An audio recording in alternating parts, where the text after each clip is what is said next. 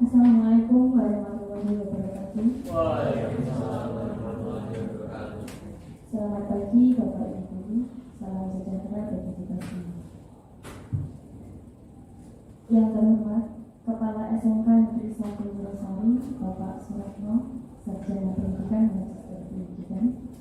Yang kami hormati Bapak Sukaryono, Sarjana Pendidikan, selaku Wakil Kepala Sekolah Bidang Kehumasan. Yang kami hormati Bapak Ibu Guru dan karyawan SMK Negeri 1 Wurosari. Alhamdulillahirabbil alamin.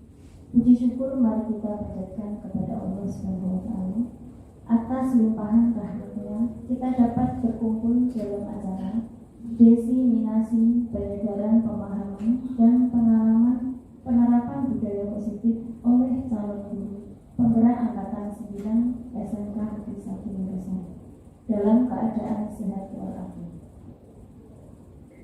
Salawat serta salam mari kita haturkan kepada junjungan kita Nabi Muhammad SAW. Semoga kita semua mendapatkan syafaat dari beliau di yaumul qiyamah nanti. Amin. Hadirin yang saya hormati, perkenankan saya membacakan susunan acara pada hari ini. Acara yang pertama pembukaan, acara yang kedua sambutan, acara yang ketiga diseminasi penyebaran pemahaman dan pengalaman penerapan budaya positif, dan acara keempat yaitu penutup.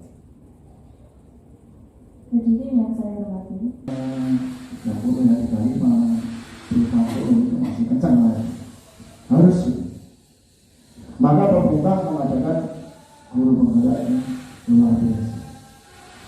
Jadi tidak ada pelatihan yang lain kecuali guru penggerak.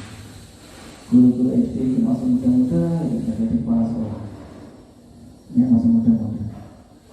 Adik saya jauh paling 28 itu jadi kepala sekolah. Benar, orang anda ini jadi kepala sekolah SD. Itu baru. Dengan saya itu juga saya, PNS dengan saya itu 2003 kalau tidak ada PNS-nya. 2003 itu sudah PNS. Itu sudah kepala sekolahnya. Karena kepala sekolah SD itu kan banyak yang purna. Jadi dia sudah ikut guru penggerak. Ikut-ikutan materi, tidak sungguh-sungguh. Jadi ikut kita. Akhirnya sekarang jadi kepala sekolah. Nah, hal-hal yang seperti ini karena tujuan Bapak Ibu yang masih muda-muda masih jauh, jadi diharapkan bisa ikut guru penggerak. Di sana banyak ilmunya, baik manajerialnya banyak, kualifikasinya banyak. Jadi tidak diajari semua. Manajerial apa lagi? Yang kepemimpinan. Seperti saya dulu itu suatu minggu melalui Pak Ratno di Jogja itu tingkatnya manajerial, tingkat manajerial kepala sekolah. Pada saya ada kepala sekolah.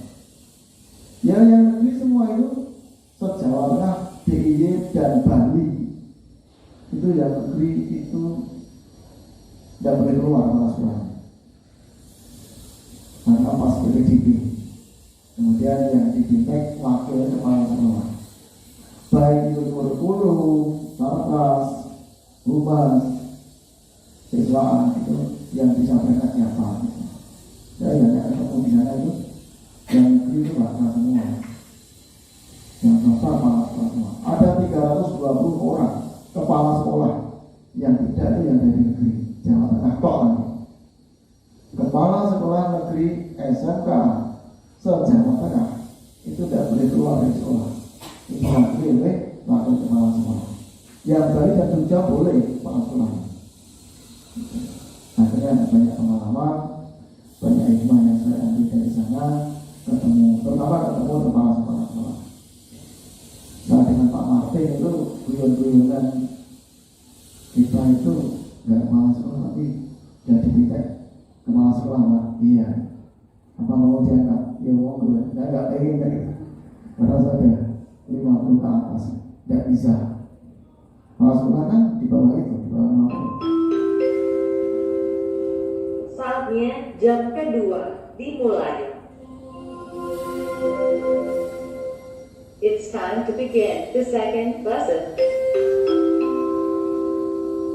Ya, kepala sekolah itu di bawah 50. Maka CGP itu di bawah itu bisa datang. Kalau lebih dari itu tidak bisa. Karena apa? Masa kerja yang tersisa minimal masih 10 tahun. Itu boleh CGP. Kalau lebih atau kurang dari 10 tahun itu tidak bisa. Sampai saya boleh. Saya juga pengen itu. Karena saya tinggal 8 tahun, akhirnya tidak bisa datang. Pokoknya tidak pengen jadi kepala sekolah. Enak lu kepala sekolah itu. Tinggal perintah, ya kan? Kita tanggung jawab ya, kepala sekolah tanggung jawab ya. Yang penting anak belajar, udahlah, santai. Jadi yang masing-masing muda bisa bekerja dan bisa menggerakkan ketika nanti panjenengan lolos jadi guru penggerak.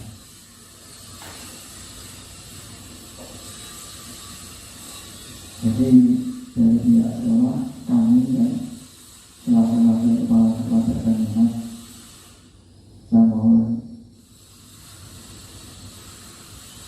untuk yang masih muda tirulah yang positif, jangan yang negatif. Contoh misalnya begini, contoh ini real ya, contoh real. Misalnya diumumkan Bapak Ibu guru, wali kelas dan tidak wali kelas segera menuju ke lapangan ikut upacara STP 2K di belakang siswa. Ketika diumumkan seperti itu, susahnya minta ampun. Mana guru? Padahal dia itu 99 plus karyawan. Kalau itu dipotong dengan yang STP 2K paling sekitar 12, itu harusnya banyak di sana. Ini tadi saya ada absensi lagi. Ya ada yang izin persiapan pembebasan diseminasi. Ada yang tidak ada keterangan sudah ada. Mohonlah yang positif kita lanjutkan, yang negatif kita tinggalkan. Negatifnya betul. Kadang diamani pada murid ini sinau. Misalnya 12 PBO 1 konsolnya sinau 1 singgurnya kan misalnya lapor sinau gue lulus. Lah ini kan negatif loh, ini sistem negatif, suara yang negatif dan mengenakan itu akhirnya ngerembet. Tapi yang positif, positif. Tapi kita lihat aja, tidak ada kemuliaan, tidak ada kebahagiaan kalau negatif dulu. Karena apa? Dengan sakit itu nanti tambah sayang. Contoh anak kecil, saya jaminan ketika sehat tidak ditawarin mau makan apa tidak. Tapi ketika sakit, jangan Pak Lukono, sakit lagi tawan, akan menimbulkan kasih sayang yang lebih. Ya, mana sakit dan sehat, bahagia dan sedih itu udah pasangannya. Nek cari sehat kok, cari bahagia kok nggak ada.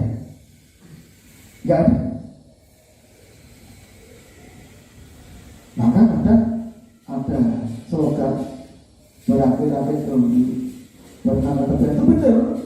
Luar biasa itu benar. Siapa yang bersakit-sakit dahulu, berdoa, berusaha, itu akan memanen hasilnya. Pasti.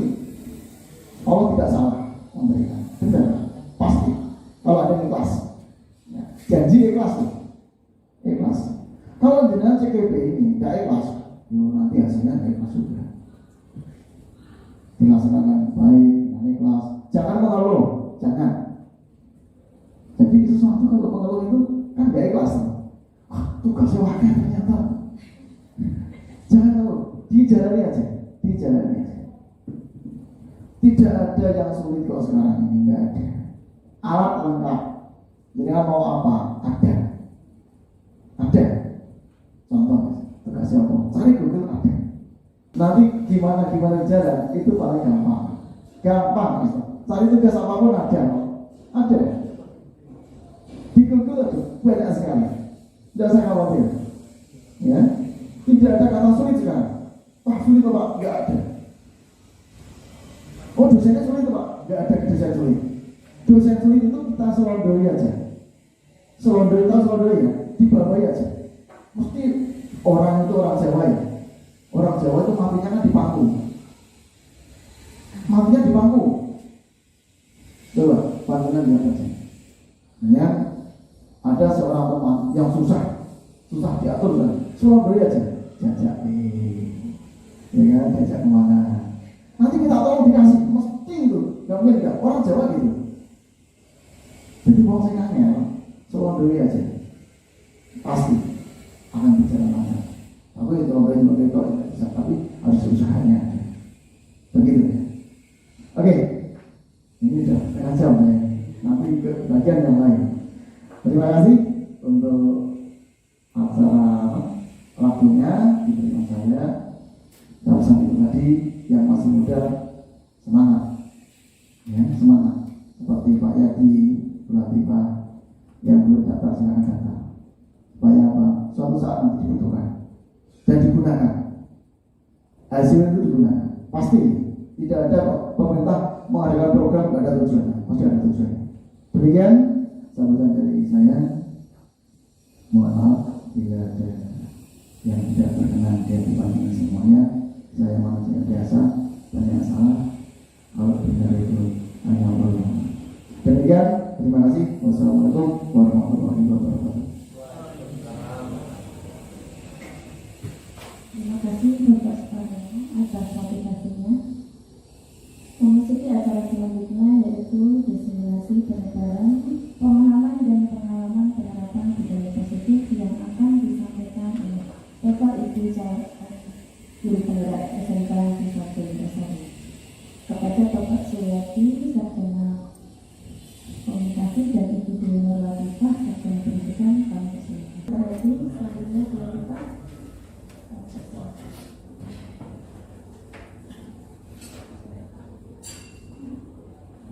Sebelumnya, Assalamualaikum warahmatullahi wabarakatuh. Waalaikumsalam. Masih semangat juga Bapak Ibu?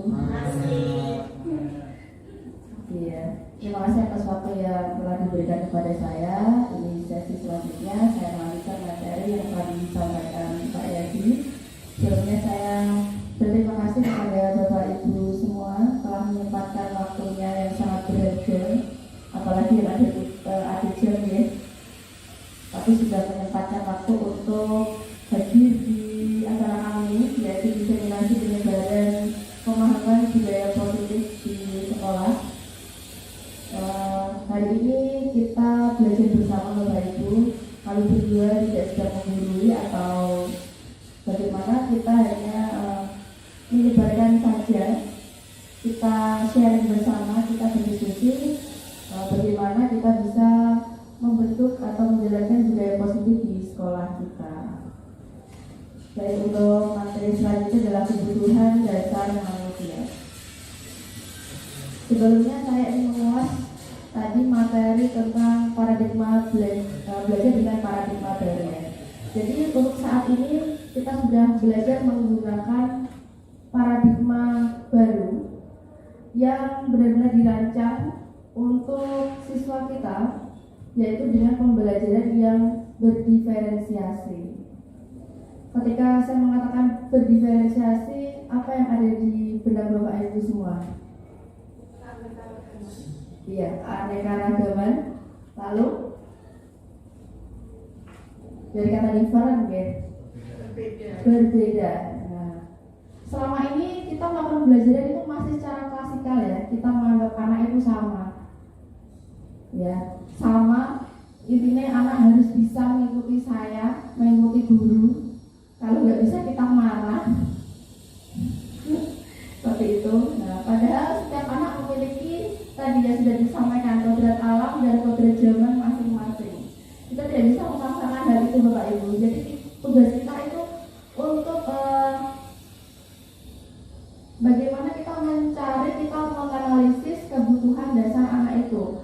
Misalkan dia sukanya itu butuhnya itu belajar yang memakai media pembelajaran yang lucu-lucu atau hanya diterangkan saja, itu berbeda perlakuannya. Nah, itulah tujuan pembelajaran yang berdiferensiasi untuk mewujudkan profil pelajar Pancasila. Coba Bapak Ibu, dimensi profil pelajar Pancasila ada 6. Ya. Kita sebutkan bersama. Yang pertama ada bertakwa kepada Tuhan Yang Maha Esa dan berakhlak mulia. Selanjutnya gotong royong, mandiri, bernalar kritis, kemudian kreatif, dan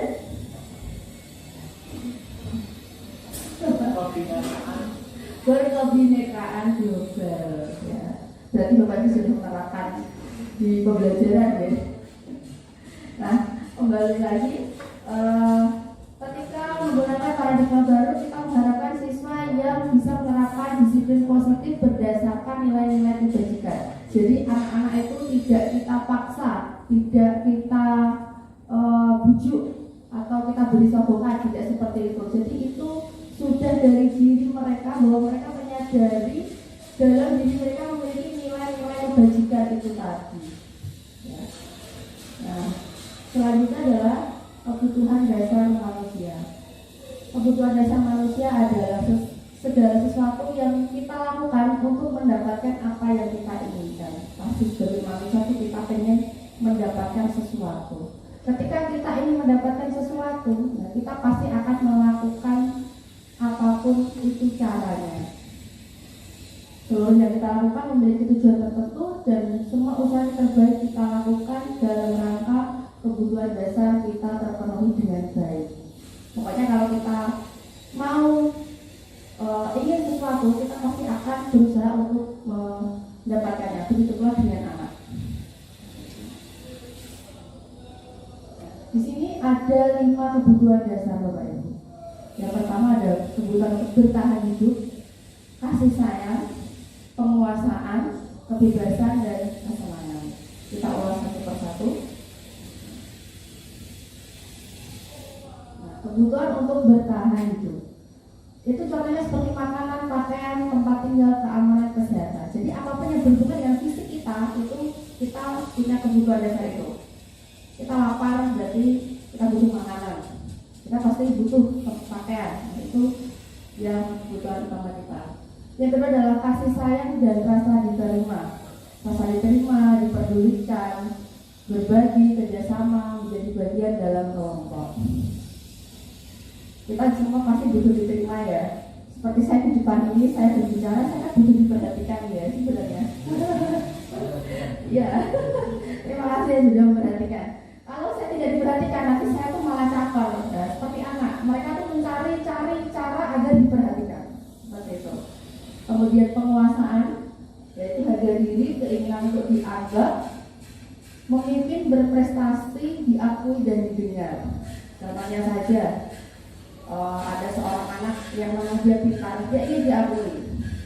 Oh ini loh nilaiku sangat tinggi dibanding kalian semua. Kalian harus mengakui itu. Dia ingin diakui, karena ingin diapresiasi bahwa nilainya tinggi. Kemudian selanjutnya ada kebebasan. Mandiri, memiliki pilihan, mencoba hal baru, mampu mengendalikan arah dirinya. Kadang anak kan nggak bisa dikekang dalam ilmu. kita menyuruhnya A, B, C, kalau mereka itu pengennya bebas, itu susah mengendalikan. Selanjutnya adalah kesenangan, yaitu bermain, humor, antusiasme, dan tertawa. Nah, kesenangan itu juga hampir sama dengan kebebasan sebenarnya. Tapi di sini kesenangan itu dia tidak ada untuk keinginan mencoba hal yang baru. Dia hanya ingin bersenang-senang saja.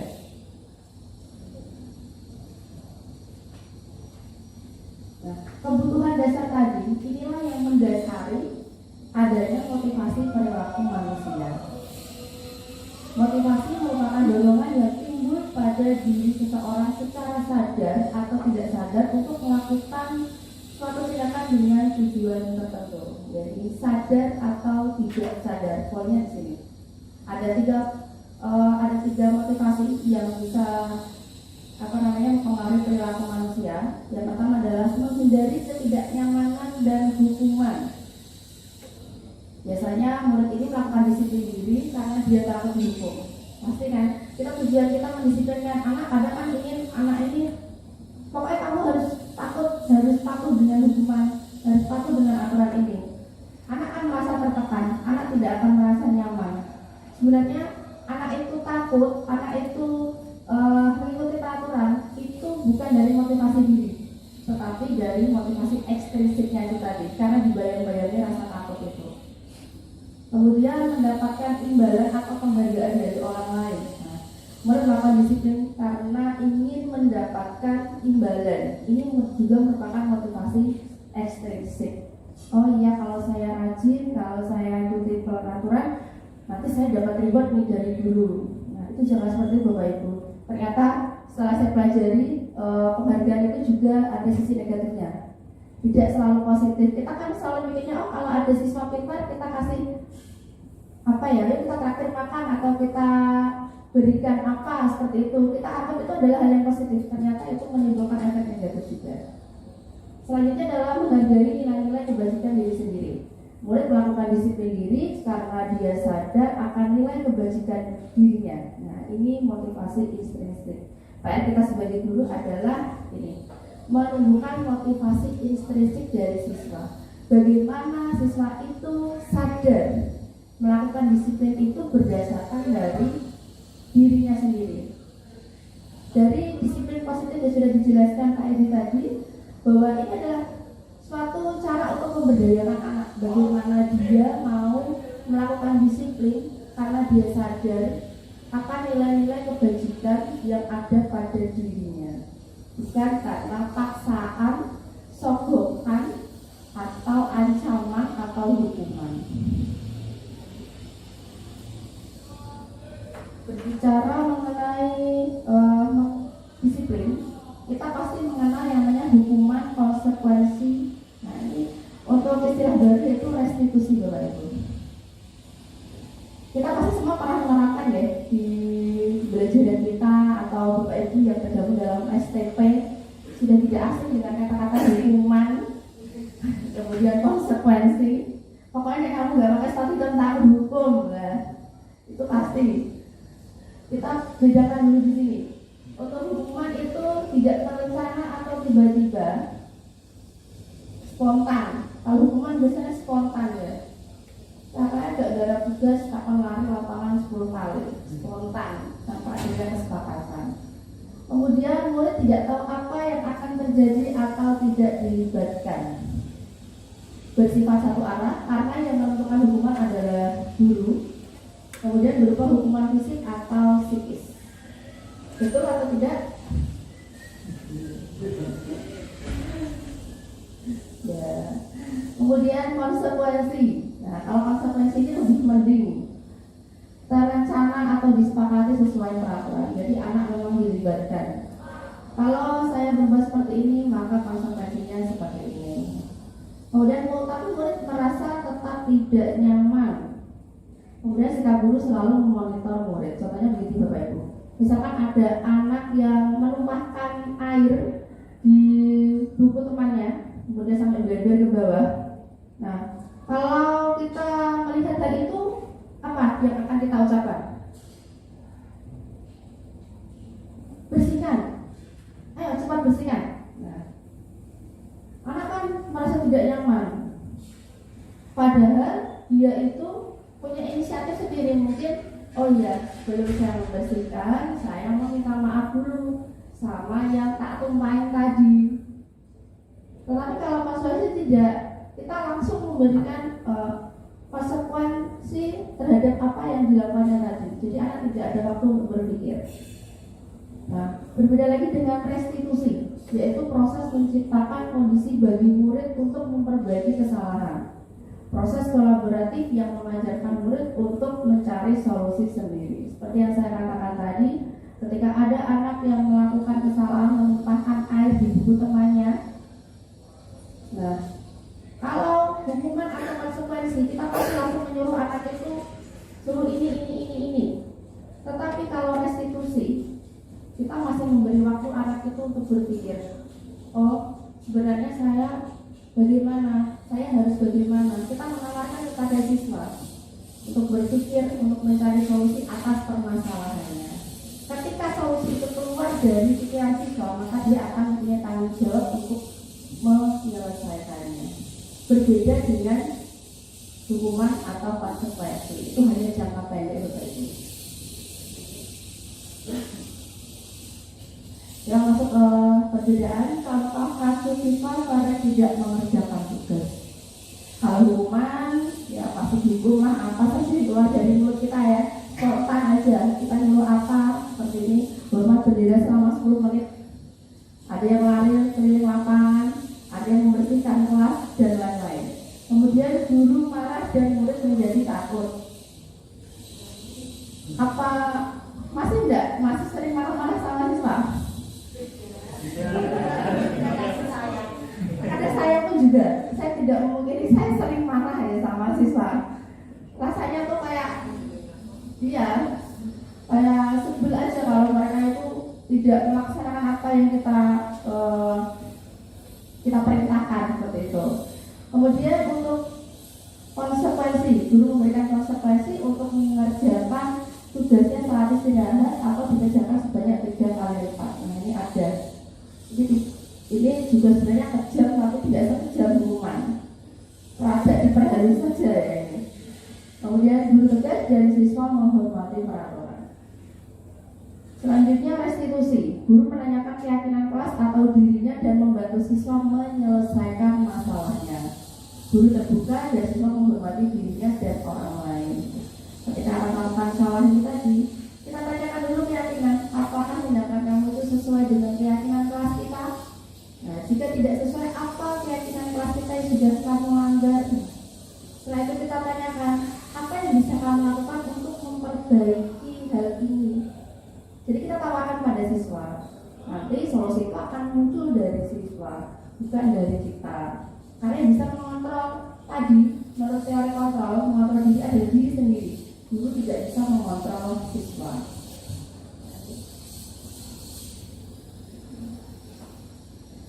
Nah, ini Bapak Ibu, konsep disiplin dengan identitas gagal. Ada hukuman, ada penghargaan. Seperti yang saya katakan tadi, ternyata penghargaan itu tidak selalu positif. Ada hal negatif yang ditimbulkan dari penghargaan itu. Yang pertama, hukuman. Hukuman itu pasti terasa menyakitkan ya.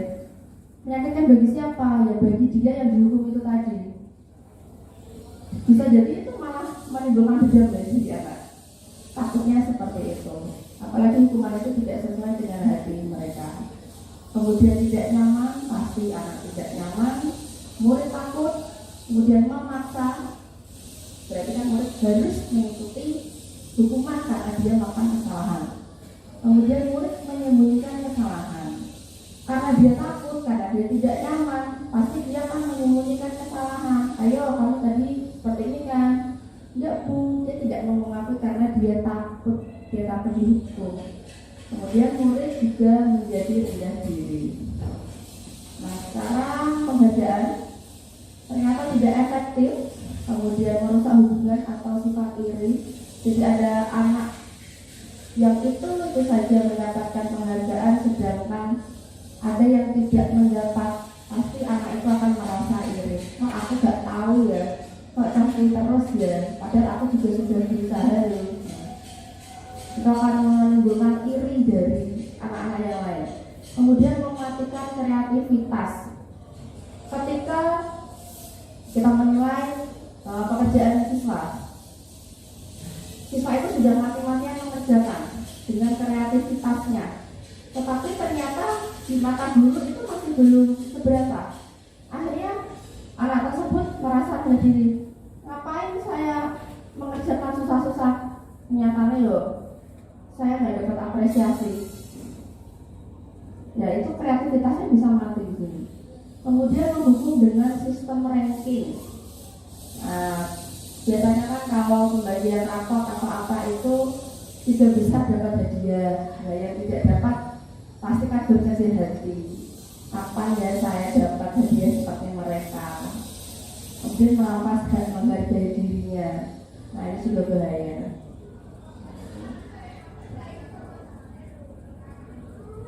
Berbeda lagi dengan konsep disiplin dengan identitas sukses. Nah, kalau tadi kita bicara dengan tentang hukuman dan penghargaan, sekarang identitas sukses di indikator ini adalah konsekuensi dan restitusi. Tetapi konsekuensi yang kita rasa sudah baik ternyata hanya penguatan jangka pendek. Hari ini anak menyadari kesalahannya, besok dia akan mengulangi lagi. Kemudian perlu monitoring berkelanjutan. Kemudian stimulus respon. Selanjutnya murid menghormati peraturan dan kehilangan waktu untuk merenungi kesalahan. Contoh tadi ya, ketika menumpahkan air karena sudah disuruh untuk langsung mengelak, langsung membersihkan. Nah, anak kehilangan waktu untuk merenungi. Mereka nggak tahu saya tuh sebenarnya tuh salahnya sefatal apa, salah saya seperti apa. Ini jika konsekuensi itu diterapkan. Berbeda dengan restitusi, murid akan bertanggung jawab untuk perilakunya. Fokus pada pemecahan masalah jangka panjang. Karena solusinya keluar dari dirinya sendiri, maka dia punya tanggung jawab untuk mengubah perilakunya. Kemudian murid menghormati dirinya dan orang lain. Kalau sudah mengungkapkan, minta maaf dulu ya, tapi kan dia juga menghormati dirinya dan orang lain. Kemudian teori kontrol, dirinya sendiri yang memegang kontrol, bahwa orang lain tidak bisa mengontrol diri sendiri.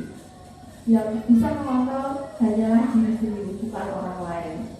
Kemudian murid bersemangat memperbaiki kesalahan. Kalau sudah tahu kesalahannya apa, maka mereka bisa menjadi pribadi yang lebih baik. Sekarang konsep disiplin pendekatan restitusi, sebuah cara menanamkan disiplin positif pada hidup. Pengertian restitusi sendiri adalah proses menciptakan kondisi bagi murid untuk memperbaiki kesalahan mereka, sehingga mereka bisa kembali ke komunitas atau ke kelompok mereka dengan karakter yang bertujuan. Ciri-cirinya bukan menembus kesalahan, namun belajar dari kesalahan. Kemudian memperbaiki hubungan, dan tawanan bukan paksaan. Kemudian menuntun untuk melihat ke dalam diri. Kemudian mencari kebutuhan dasar yang mendasari tindakan. Tadi kebutuhan dasar manusia ada 5. Setiap tindakan itu pasti ada dasarnya. Dia kebutuhan apa yang belum terpenuhi. Kemudian fokus pada karakter bukan tindakan. Yang kita ubah adalah karakter anak itu. Kemudian menguatkan dan fokus pada solusi. Nah, ini penting Bapak Ibu. 5 posisi kontrol restitusi. Yang pertama adalah pembuku, kemudian pembuat rasa bersalah, kemudian teman, pemantau, dan manajer. Nah, di contohnya satu siswa tidak memakai ribut coklat saat upacara bendera.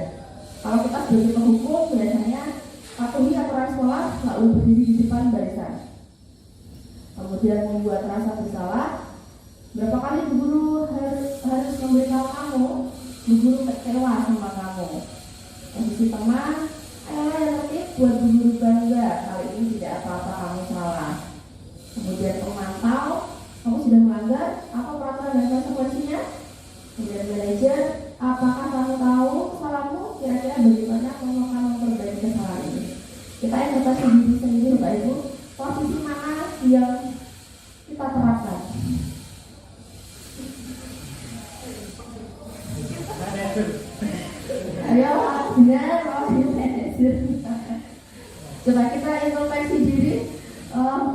ada di posisi mana, Pak? Satu, Pak. Satu. Satu. Jujur saja ya, ini tidak apa-apa. Kalau saya seringnya penghubung. Ya, misalkan ada siswa tidak memakai atribut lengkap saat upacara. Posisi Pak Rio itu biasanya apa di mana, Pak? Penghubung ya, Pak ya? Iya, pasti kita langsung menghubung anak tersebut ya. Iya, saya juga Pak. Itu karena alasannya apa? Alasannya ditahu dulu kan? Jadi dia tahu siapa orangnya. Ya, tahu aturan. Coba Pak Wahyu. Jujur Pak ya, posisi mana Pak? Manajer. Berarti sudah menerapkan restitusi ya Pak ya? Posisi manajer. Nah, ini hebat sekali Pak Wahyu. Tidak luar biasa. Kalau Pak Teguh mungkin di posisi apa Pak? Kalau saya standar aja, hukum gitu ya. Penghukum ya, hampir semuanya penghukum. Adakah yang membuat rasa bersalah? Ada. Tergantung situasi ya. Nah, inilah kebanyakan dari kita itu ada di posisi penghukum. Saya juga mengakui saya juga sering menghukum ya. Ternyata itu kurang efektif untuk menyelesaikan masalah anak. Kalau kita menghukum, berarti anak adanya takut tidak nyaman, kemudian merasa terpaksa dan lain-lain.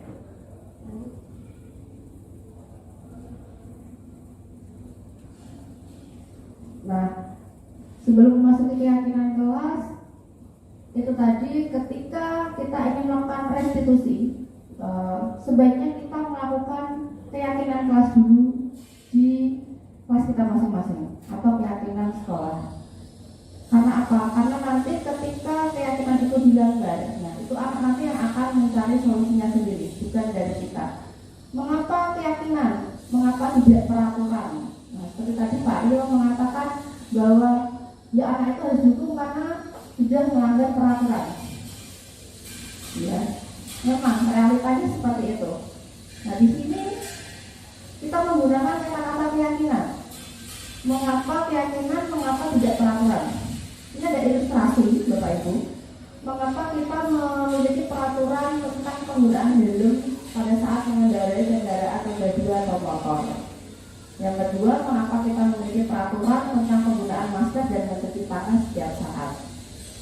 Coba Bapak Ibu bayangkan, ketika tidak ada peraturan menggunakan helm, apakah kita menggunakan helm ketika berkendara?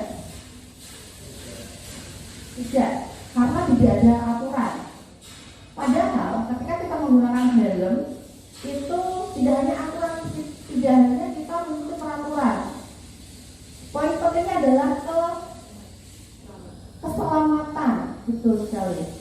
Keamanan, keselamatan kita dalam berkendara. Ketika tidak ada peraturan, pasti tidak ada yang menggunakan helm. Kemudian ketika tidak ada peraturan cuci tangan, pasti orang-orang tidak akan cuci tangan. Padahal manfaat yang kita dapat dari cuci tangan adalah dari sisi kesehatan ya. Virus tidak mudah menyebar, kita tidak mudah terkena penyakit. Nah itu apalagi flu, apalagi dulu COVID itu, makanya ada peraturan mencuci tangan. Nah inilah perbedaan dari keyakinan dan peraturan. Ketika peraturan itu tidak ada, maka orang tidak akan melakukannya. Berbeda dengan keyakinan. Jika kita sudah meyakini hal itu, sudah meyakini, menyepakati nilai-nilai kebajikan itu, maka kita akan melakukannya walaupun tidak ada aturannya. Kemudian bagaimana pembentukan keyakinan kelas? Yang pertama, Keyakinan itu lebih abstrak dari peraturan dan berupa pernyataan universal yang bisa dipahami oleh semua. Kemudian dibuat dalam bentuk positif. Seperti apa? Misalkan kalau peraturan kan dilarang membuang sampah sembarangan. Jadi kita ubah kalimatnya, saling menjaga kebersihan. Kemudian dilarang mencontek waktu ulangan. Kita ubah kalimatnya menjadi jujur saat pembelajaran. Dilarang membuli. Jadi bisa kita ubah saling menghargai. Kemudian sedikit saja agar mudah diingat sesuai dengan kondisi kelas dan sekolah agar mudah diterapkan. Jadi kan kondisi kelas atau sekolah itu tidak sama, guys. Jadi kita kalau keyakinan itu disesuaikan, jadi tidak menyamaratakan. Dan semua warga kelas atau sekolah dilibatkan saat membuat. Jadi dua arah. Ya.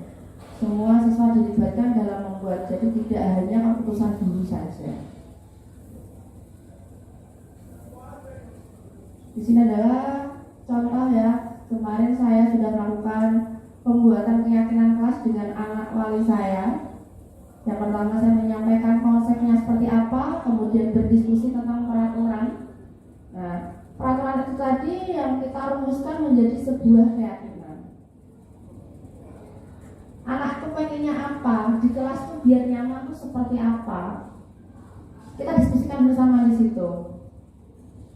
Misalkan tidak boleh ini. Ya, semua saya beri kesempatan, kita memberi kesempatan semuanya untuk bersuara, untuk mengungkapkan apa yang diinginkan supaya kelas itu nyaman.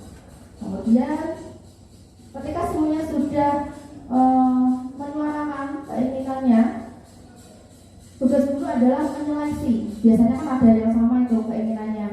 Kita seleksi mana poin-poin penting yang bisa diterapkan di kelas kita yang sudah disepakati.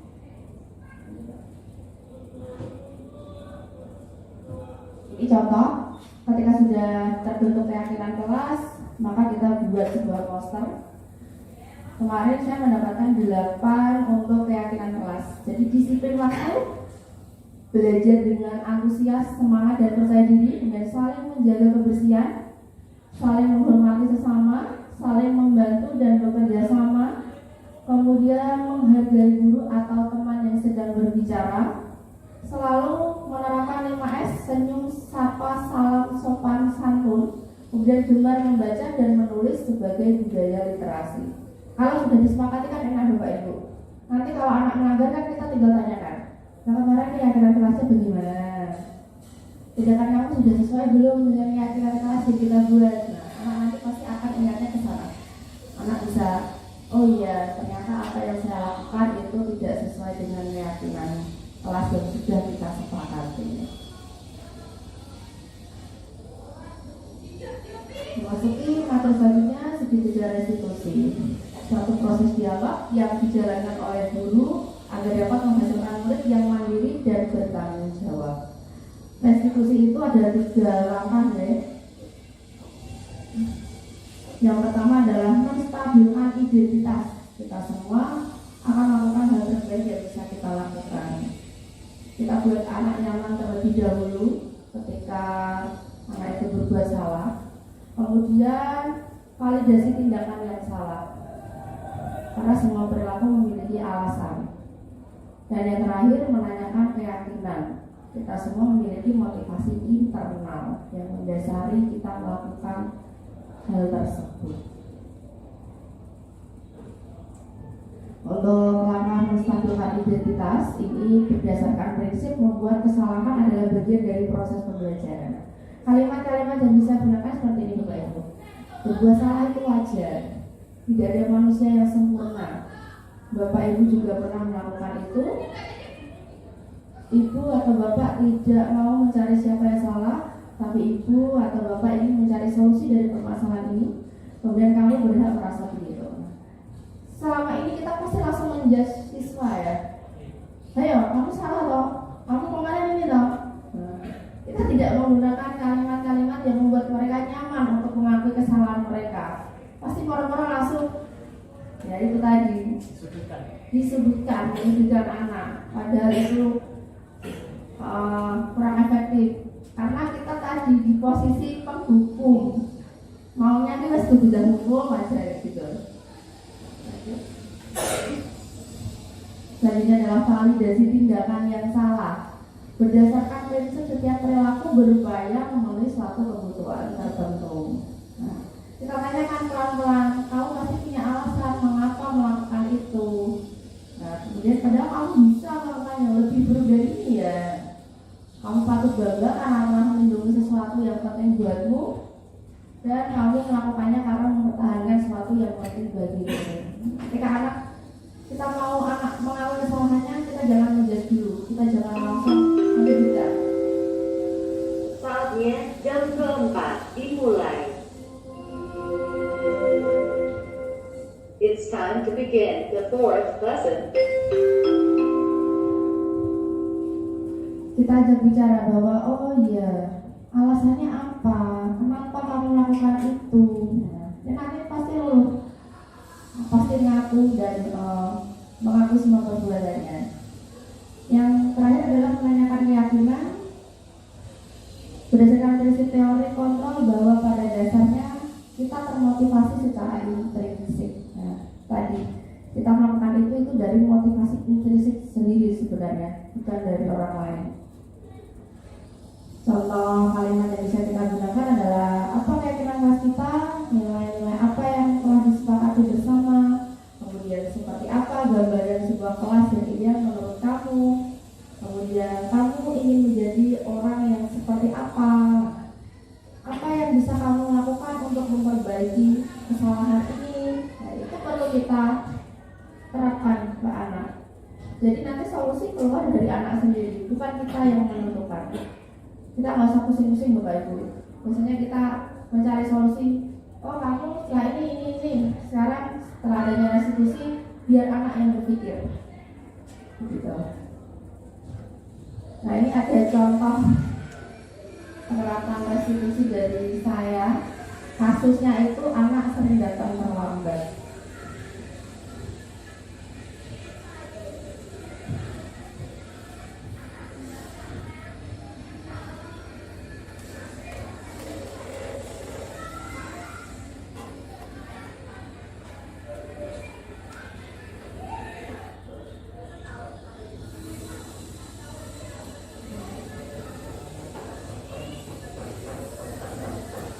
Menstabilkan identitas kita buat anak yang mandiri.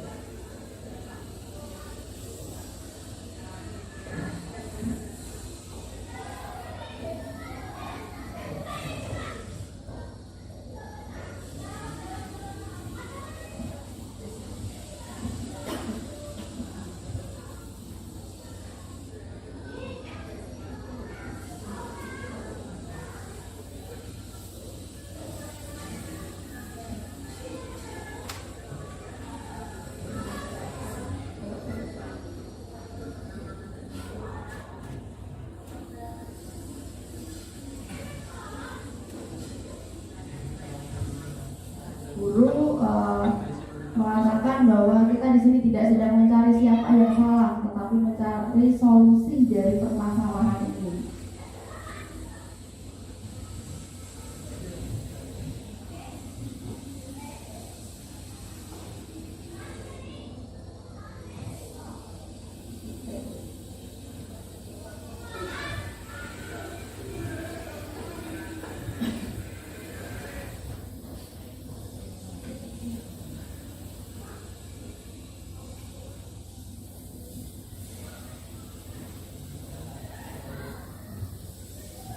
Karena gangguan sinyal ya intinya seperti itu tadi, menerapkan restitusi dengan 3 tahapan tadi, menstabilkan keyakinan bahwa saya menanyakan kenapa kok terlambat, tahu nggak saya panggil ke sini karena apa, anak kan langsung ya Bu saya tahu karena saya terlambat, seperti itu. Dan saya menstabilkan identitas dengan ya setiap manusia pasti pernah melakukan kesalahan, itu manusiawi. Kemudian validasi tindakan yang salah, saya mengatakan kamu pasti punya alasan mengapa melakukan itu. Dia mengakui berangkat sangat terlambat karena bangun kesiangan karena malamnya main HP terus, game terus. Nah setelah itu baru saya menanyakan apakah yang kamu lakukan itu sesuai dengan keyakinan kelas kita. Tadi kan di keyakinan kelas adalah ada disiplin waktu, masih ingat ya? Di poster tadi ada disiplin waktu. Nah keyakinan kelas itu yang telah dilanggar. Maka saya menawarkan apa yang bisa kamu lakukan untuk memperbaiki kesalahan ini. Nah, siswa mencari solusi sendiri bahwa oh setelah ini saya akan bangun lebih pagi. Jadi dari siswa sendiri gitu Pak Ibu ya, mencari solusi. Nah, itu tadi Bapak Ibu yang bisa saya sampaikan. Nah, di sini kita simpulkan dalam penerapan program disiplin positif, hendaknya guru memiliki standar kepribadian profesional dan sosial yang baik, di mana guru mampu berefleksi pada posisi kontrolnya saat ini, bagaimana perjalanan dirinya sebagai seorang among atau posisi manajer yang menuntut murid-murid menjadi insan yang mandiri, merdeka dan bertanggung jawab. Kesimpulannya, posisi kontrol apa Bapak Ibu yang paling baik yang bisa kita terapkan?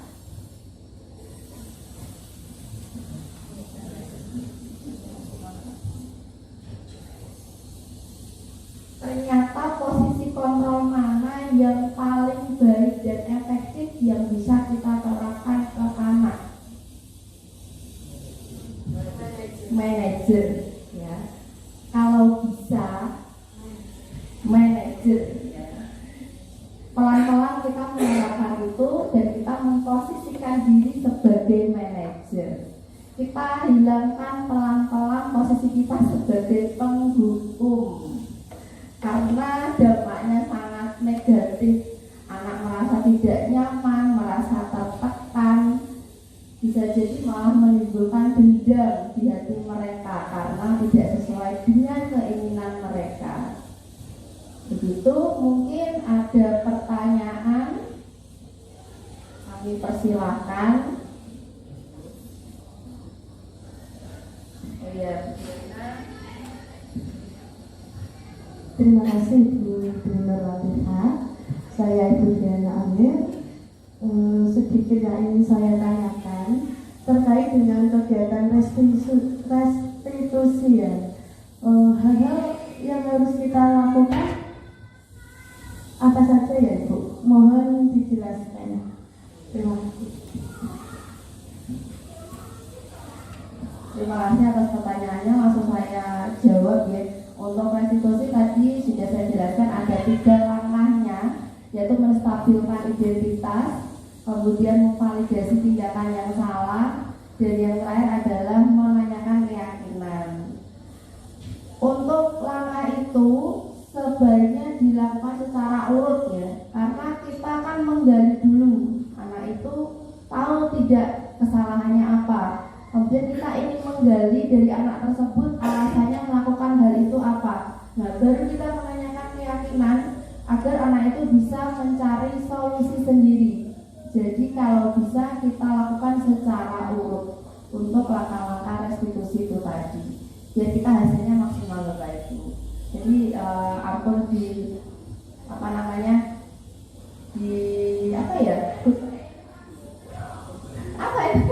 saya lupa. Jadi bolak-balik, bolak-balik. Kalau bisa secara urut, ya kita bisa menyimpulkan seperti apa, hal apa, mengapa mereka melakukan itu, nah, seperti itu. Begitu Bu Diana. Terima kasih. Ada lagi mungkin pertanyaan?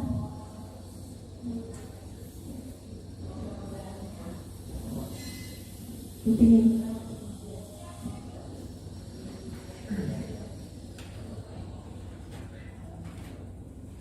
Saya Bu Sulistini ingin bertanya, misal ada anak yang ramai sendiri ketika pembelajaran, kira-kira kebutuhan dasar apa dari anak tersebut yang ingin dicapai?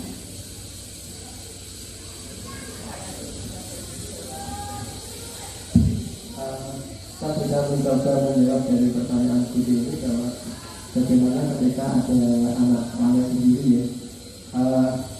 Mungkin 5 hal kebutuhan dasar manusia adalah salah satunya adalah kasih sayang. Mungkin kemudian ada perhatian, jadi bisa jadi anak tersebut keinginan atau kurang kasih sayang dari Bapak Ibu guru, ingin mendapatkan perhatian dari Bapak Ibu guru. Mungkin seperti itu.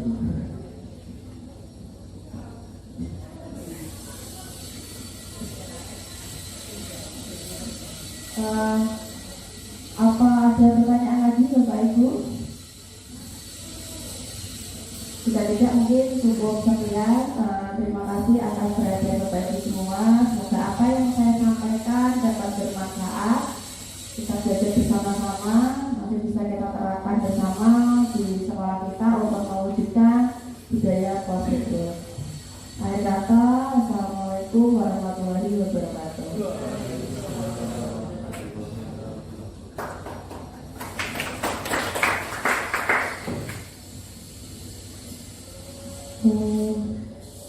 Demikian acara yang sudah kita laksanakan dengan materi yang sangat luar biasa ya Bapak Ibu.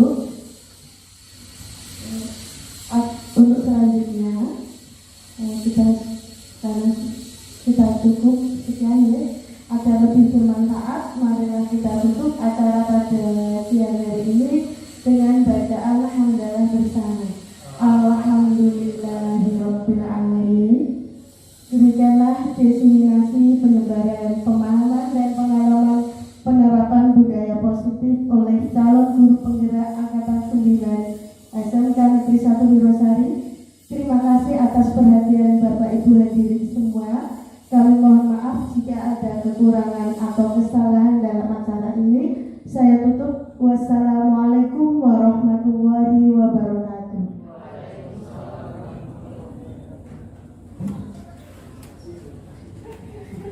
Alhamdulillah ya kalau semuanya baik. Hari ini kita akan membuat keyakinan kelas. Nah, ada yang pernah dengar nggak keyakinan kelas itu apa? Belum. Nah, jadi gini, keyakinan kelas itu mirip-mirip sama peraturan. Nah, peraturan kan ada peraturan sekolah, tata tertib, peraturan kelas. Kalau peraturan pernah mendengar ya? Kita akan membuat keyakinan kelas dan keyakinan itu seperti peraturan ya. Tetapi di sini itu kita membuatnya dalam bentuk keyakinan. Mengapa keyakinan? Ada yang tahu? Ada? Nah, karena kalau keyakinan itu nanti kalian akan meyakini nilai-nilai itu di dalam diri kalian, sehingga kalian nanti akan berusaha untuk bertanggung jawab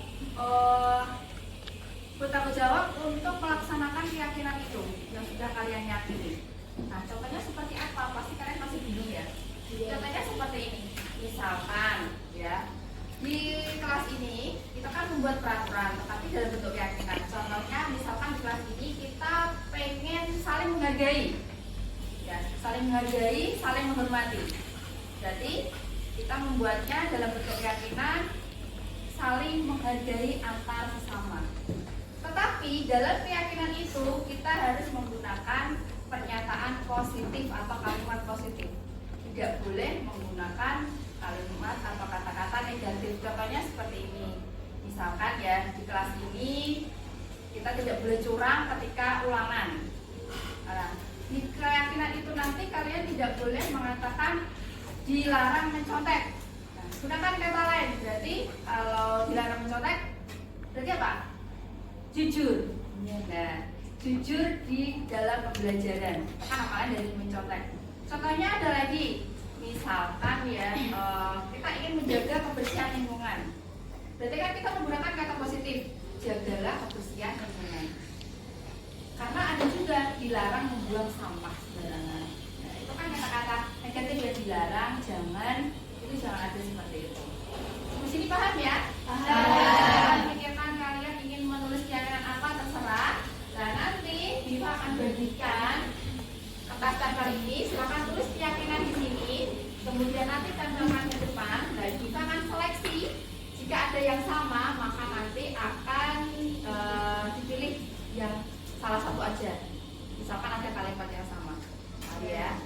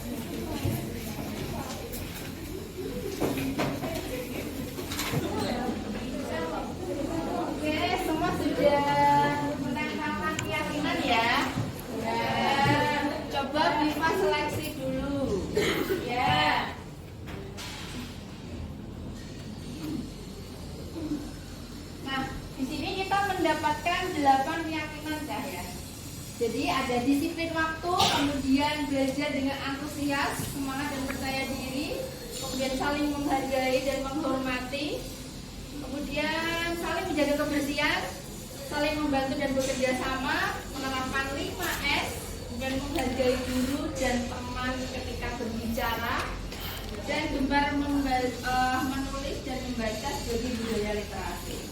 Nah, sepakat dengan 8 keyakinan kelas itu? Ya.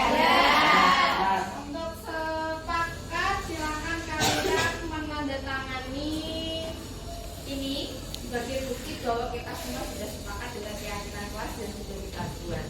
Oke, bisa maju satu persatu untuk menandatangani.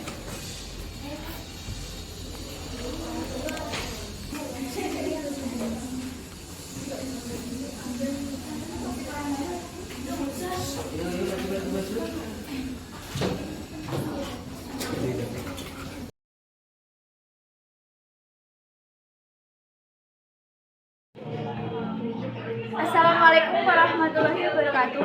Saya Ayu Mugia dari kelas 11 TKJ 3 SMK Negeri 1 Wirasari. Perasaan saya setelah membuat keyakinan kelas adalah cukup senang. Pembuatan keyakinan kelas penting dilakukan karena membantu kita untuk saling menghormati. Wassalamualaikum warahmatullahi wabarakatuh. Assalamualaikum warahmatullahi wabarakatuh. Saya Ahmad Yusuf Surakusuma dari kelas 11 TJKT 3 SMKN 1 Wirasari.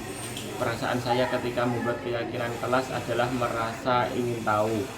Pembuatan keyakinan kelas sangat penting dilakukan karena membuat kelas lebih nyaman.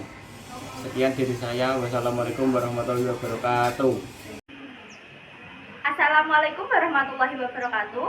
Saya Adinda Salsa Sabila dari kelas 11 TKJ 3 SMK Negeri 1 Wirasari. Perasaan saya ketika membuat keyakinan kelas adalah cukup senang. Pembuatan keyakinan kelas sangat penting dilakukan karena membuat kita saling menghargai. Sekian dari saya. Wassalamualaikum warahmatullahi wabarakatuh. Assalamualaikum warahmatullahi wabarakatuh. Saya Fiantika Dinda Amalia dari kelas 11 TKJ 3 SMK Negeri 1 Wirasari. Perasaan saya ketika membuat keyakinan kelas adalah cukup merasa happy. Pembuatan keyakinan kelas sangat penting dilakukan karena membuat kita lebih bertanggung jawab. Wassalamualaikum warahmatullahi wabarakatuh. Assalamualaikum warahmatullahi wabarakatuh. Perkenalkan, nama saya Dika Adi Dinata dari kelas 11 TKJ 3 SMK 1 Wirasari. Perasaan saya ketika membuat keyakinan kelas adalah merasa penasaran karena pembuatan keyakinan kelas sangat penting dilakukan karena membuat siswa lebih teratur. Sekian dari saya. Wassalamualaikum warahmatullahi wabarakatuh.